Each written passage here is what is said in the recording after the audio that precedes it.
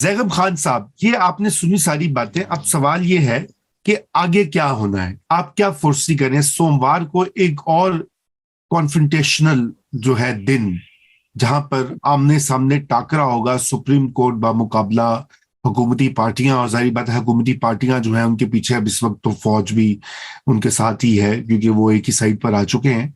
तो ये अब जाएगा कहां मामला? रजा, क्विकली मैं एक दो चीजें ऐड कर लूं। एक तो खाद के मामले में कि जो तब्दीली का प्रोजेक्ट है, जो तब्दीली का पौधा है, उसको बहुत खाद दी गई। मैं कहूंगा बहुत कुदरती खाद दी गई।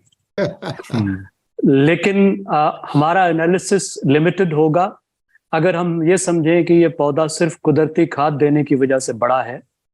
ये पौधा इस वजह से भी बड़ा है कि जो दूसरे दरख्त थे वो छोटे होते गए हैं, उनके अंदर डेमोक्रेसी ना होने की वजह से, तब्दीली ना होने की वजह से वो इररेलेवेंट होते चले गए हैं।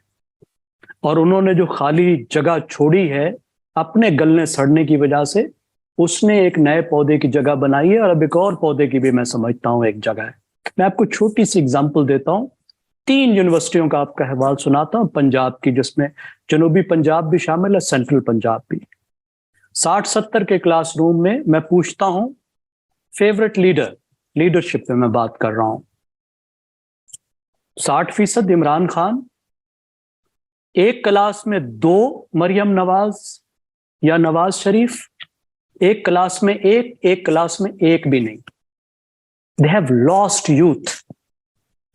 पेशावर में मैं पूछता हूं स्टूडेंट से, तारीख की सबसे बड़ी तकरीर बताएं।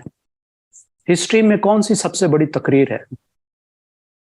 एक नौजवान, बल्कि बहुत से नौजवान हाथ खड़ा कर कहते हैं इमरान खान की यूनाइटेड नेशंस में तकरीर। मैं पूछता हूं आप में से कितने इस बात से इत्तेफाक करते हैं? 100% students raise their hands and say we agree. This parties have lost youth.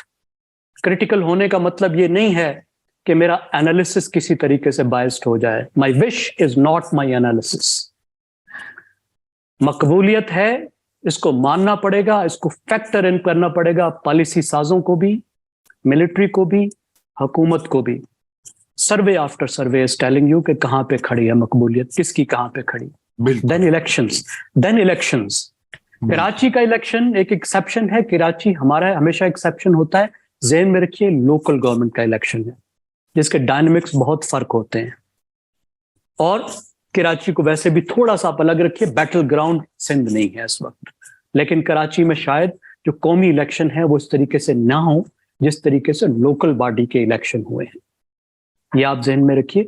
अब देखिए आगे क्या होने लगा है और क्या होना चाहिए, मैं दोनों पे बात करना चाहूंगा जी। इस वक्त पाकिस्तान एक अनार्की में जा चुका है। अनार्की का क्या मतलब होता है कि जिसका जो रोल है वो अदा नहीं कर रहा और एक दूसरे के साथ गुत्थम गुत्था है। पाकिस्तान के इंस्टीट्यूशंस सामने खड़े, इंस्टीट्यूशंस ही नहीं, पिलर्स ऑफ द स्टेट। जदीद रियासत के जो 3 सतून होते हैं वो आमने सामने खड़े। इंस्टीट्यूशन तो नीचे की बात है जी, आप भूल जाइए। पाकिस्तान की जुडिशरी खड़ी है एग्जीक्यूटिव के सामने, और पाकिस्तान की पार्लियामेंट लेजिस्लेचर खड़ी है जुडिशरी के सामने। और फिर ये इदारे अंदर तकसीम है। जुडिशरी आपस में तकसीम है, आधी आधी है।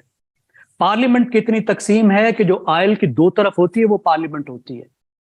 एक अपोजिशन होती है गवर्नमेंट, अपोजिशन पार्लियामेंट में है ही नहीं, आधी है पार्लियामेंट। वो इतनी तकसीम है। फिर उसके ऊपर मुल्क की फौज पर हमला कर दिया है पाकिस्तान की सबसे पॉपुलर पार्टी ने। एक ऐसे वक्त में, आज की आप खबरें देख चुके हैं, IMF ने कहा कि 8 बिलियन दिखाओ। किधर से दिखाएंगे 8 बिलियन भाई? 3 बिलियन मुश्किल से दिखाया, मांग मांग के, भीख मांग मांग के उनको कहा कि यार ये 3 बिलियन हम दिखा रहे हैं, 3 बिलियन जब तुम हमारा प्रोग्राम बहाल करोगे फिर हम ढूंढ के लाएंगे। उन्होंने कहा नहीं भाई 8 बिलियन दिखाओ। और ये वो वजीर खजाना जो वहां से बैठे वो ईंटें फेंक रहे थे यहां के वजीर खजाना पे, पाकिस्तान IMF के प्रोग्राम में था, चैन नहीं पड़ रहा था कि मुझसे ज्यादा IMF को कौन जानता है। मैं आऊंगा, अपनी मर्जी के मुताबिक IMF का प्रोग्राम चलाऊंगा, IMF को डिक्टेट करूंगा।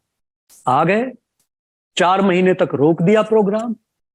190 पे डॉलर लाना था। इफेक्टिव एक्सचेंज रेट किसी इकोनॉमिस्ट को पता नहीं है वो क्या होता है, उनको पता था भाई साहब को, बर्बाद करके यहां पहुंचा दिया।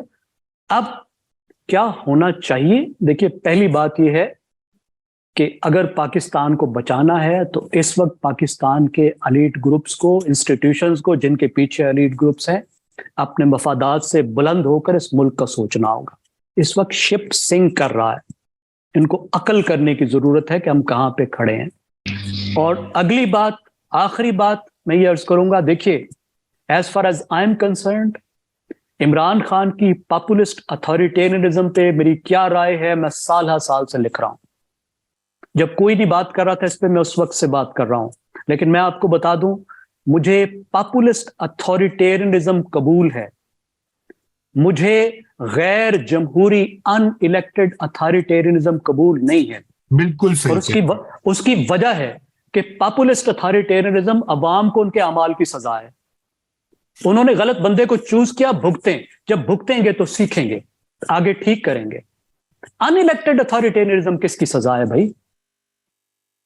तो मैं इलेक्टेड अथॉरिटेरियनिज्म कबूल करूंगा। रास्ता दें, जमहूरी रास्ता दें, आता है आने दें, कोई कयामत नहीं आएगी, भुगत लेंगे। ज़ियाउल हक को भुगत लिया था, एक इलेक्टेड लीडर को भी भुगत लेंगे, वो जैसा भी है, लोग सीख जाएंगे, हम आगे निकल जाएंगे। पाकिस्तान इस वक्त मुतहम्मिल नहीं है कि हम एक और नया प्रोजेक्ट चलाएं। तो ये दूसरी बात मेरी ख्वाहिश है। बिल्कुल, बहुत जबरदस्त आपने बात कही ज़ैगम खान साहब, और मैं ये कहता हूं कि बिल्कुल जमहूरी रास्ता देना पड़ेगा, वही एक तरीका है, वरना तो मुल्क मार्शल लॉ की डायरेक्शन में जा रहा है। जी सोलंकी साहब। मैं सिर्फ एक जुमला कहूंगा कि हमारे पास सिर्फ यही ऑप्शन नहीं है कि हम अनइलेक्टेड डिक्टेटरशिप ले लें या पॉपुलिस्ट अथॉरिटेरियनिज्म ले लें, कोई और भी रास्ता होगा। बस ये तो बुरे रास्ते हैं ना जी, वर्स्ट ऑप्शंस है, 2 वर्स्ट केस ऑप्शंस है ना सर।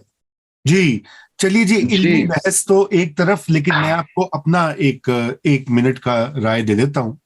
और मेरे नजदीक ये कि ये हालात स्टेप बाय स्टेप, अगर ये जो बढ़े हैं एक मार्शल लॉ की सिचुएशन की तरफ, पहले in aid of civilian power जो है उसका पहले जिक्र हुआ, उसमें मिलिट्री को बुलाया गया। उसके बाद आपने देखा कि पकड़ धकड़ हुई है, कोई 1200-1300 पीटीआई के वर्कर्स जो हैं वो अंडर अरेस्ट हैं, बहुत से सहाफ़ी जो हैं और यूट्यूबर्स जो हैं, सोशल मीडिया एक्टिविस्ट हैं, उनको बंद किया गया है। और ये सारी स्टेप बाय स्टेप मूवमेंट है टुवर्ड्स ए अथॉरिटेरियन रूल। हमें ये कबूल नहीं है, मेरे ख्याल से हमें ये क्लियर होना चाहिए। इमरान खान से हम इत्तेफाक करें या ना करें, अगर जैसे ज़ैगम खान साहब ने कहा, अगर इलेक्शन में लोग उसको वोट देंगे, लाएंगे, तो हमें उसको तस्लीम करना पड़ेगा, सिंपल एज दैट। वरना इस मुल्क में और केओस और एनार्की, 4 मार्शल लॉस के बाद हम ये मुल्क को तबाही फिर चुकी है, अब एक और के बाद अल्लाह ही जाने क्या होगा। तो हमारा वक्त खत्म हो चुका है ज़ैगम खान साहब, लेकिन ये गुफ्तगू हमारी जारी रहेगी।